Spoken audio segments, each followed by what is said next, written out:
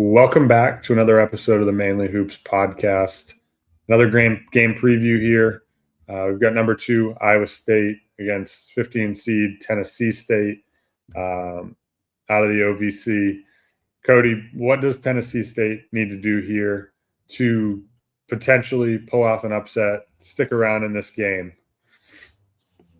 Yeah, Iowa State's such a tough prep especially for these mid to low major teams. Like, their pressure defense is it's not something that you really see at all, and you don't see it performed as high of a level as Iowa State does it. So, I mean, one thing that you need to do is you need to be able to move the ball at a high level and knock down catch and shoot threes. And Tennessee State doesn't really do that at necessarily a high level. They're 345th in 3-point attempt rate, 331st in assist rate.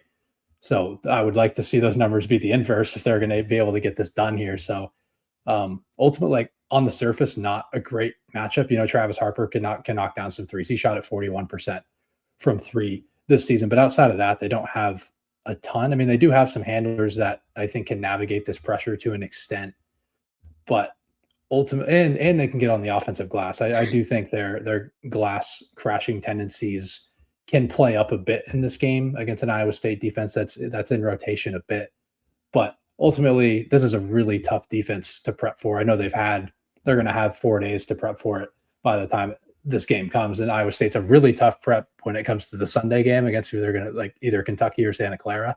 That's where TJ Osberg's defense is at its best on a neutral court. But overall, not the greatest matchup here. Tennessee State will foul at a very high rate. That's just extra baskets for Iowa State that likes to get out in the rim, get out in transition and get to the rim, which will lead to even more fouls. So overall, don't love the matchup. Don't typically love how the Ohio Valley Conference champion plays up in the NCAA tournament anyway.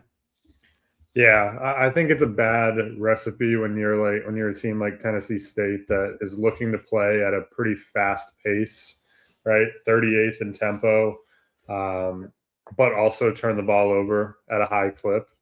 161st in turnover rate, and you're playing an Iowa State defense that just hounds you, is going to, trap you in ball screens. They're going to hard hedge, and turn you over in the midcourt. It really just doesn't set up very well, when you want to play that way.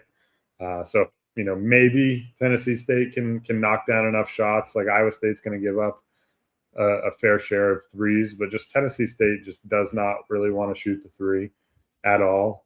And they don't shoot it at a very high clip, or don't make it at a very high clip, like you said. So it just doesn't really set up well. And then, on top of that, like, their defense is pretty suspect, to say the least. Like, 239th in adjusted defensive efficiency. They get killed on the interior. They get smoked on the offensive, or by strong offensive rebounding teams. It just doesn't really look all that promising for Tennessee State, unfortunately.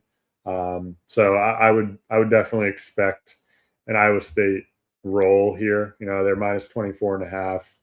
I wouldn't be shocked if Iowa State covered that number and won by 30 or so. But do you have any thoughts on that? Yeah, that would shock me. In Iowa State, in their bye games this year, I'm not saying like these teams are the same quality as Tennessee State. I think Tennessee State would be the best team of this group, but beat Fairleigh Dickinson by 38, Grambling State by 40, Stonehill by 39, Alcorn State by 1,000,000 when they shot at 70% from 3. Just an insane.